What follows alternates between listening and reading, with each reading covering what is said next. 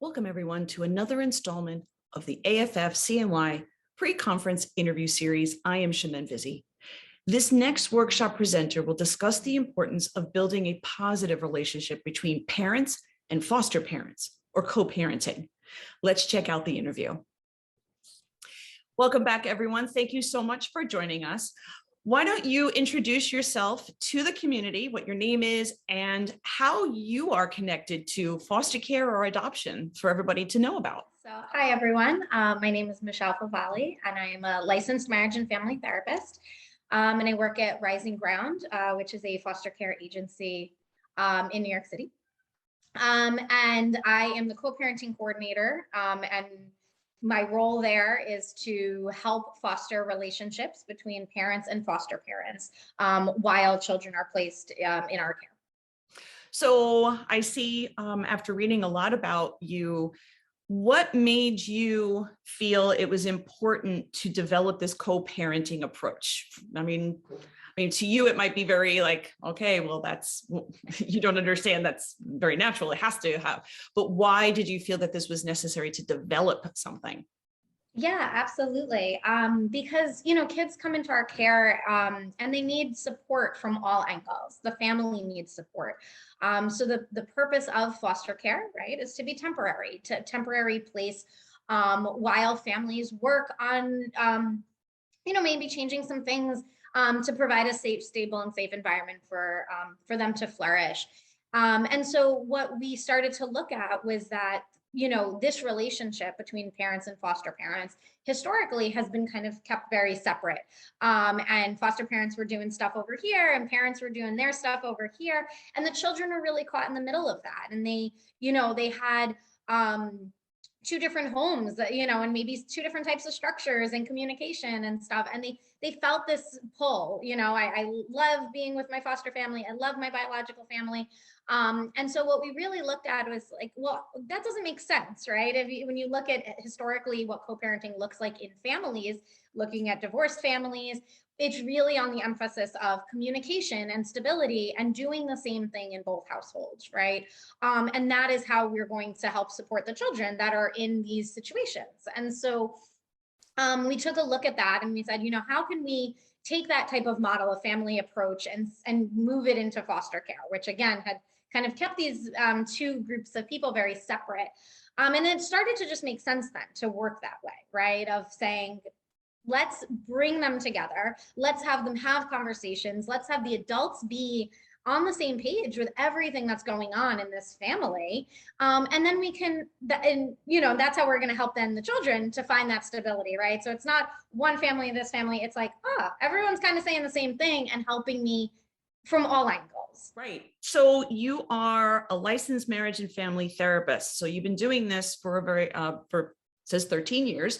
So yeah. Quite a long time.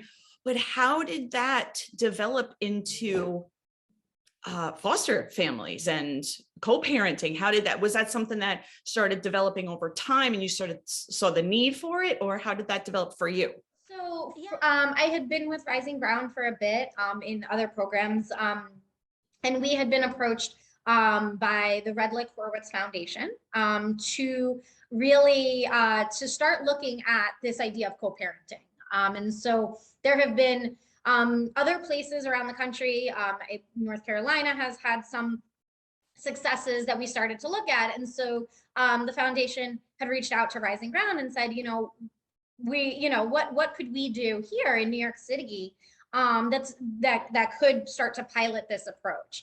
And so that's kind of how it really was brought to Rising Ground.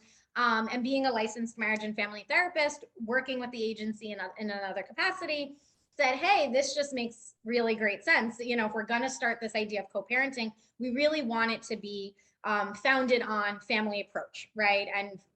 And so that's just kind of just like fell into place perfectly that way to take kind of my experience as a marriage and family therapist and then start to fine tune that and work with foster care in that way. So it's it goes right into, so your topic is about the co-parenting approach, and are you bringing in a panel? And if so, is this like, so that way you have the lived experience? What kind of panel are you going to have?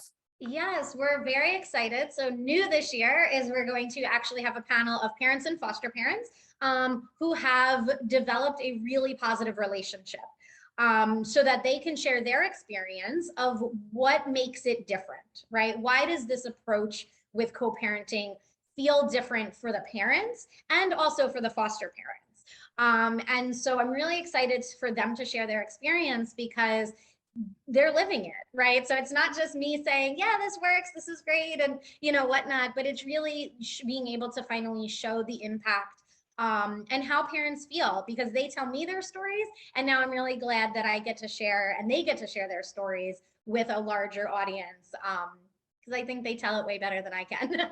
What would be the importance for the whole community of everyone coming to see your presentation this year? Yeah, I always say, like, it just makes sense to do co-parenting in foster care. So very simply, I think it's going to be a really great workshop that makes sense to everyone. And it's going to be these things. We're going to talk a lot about little changes that you can make, right? So it's not these like huge things that you're like, oh, that seems scary and overwhelming, and I don't know if I can implement that into my program, or my life if you're a foster parent, or things like that. They're really tiny changes.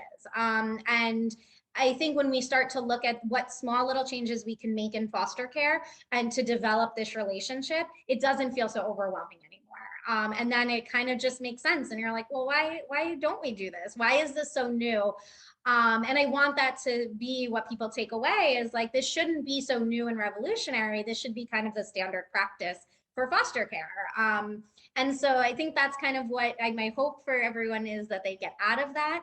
And that this should be our standard practice. And by doing co-parenting and really starting to look at co-parenting in your own organizations or in your own life in ways, we're really helping people, right? We're connecting on a human level of like parent to parent. And, I always use this example in a lot of my trainings, is like, would you drop off your child at a daycare and you didn't have contact with them, or you didn't know how to get in touch with them, or you didn't really know any background information?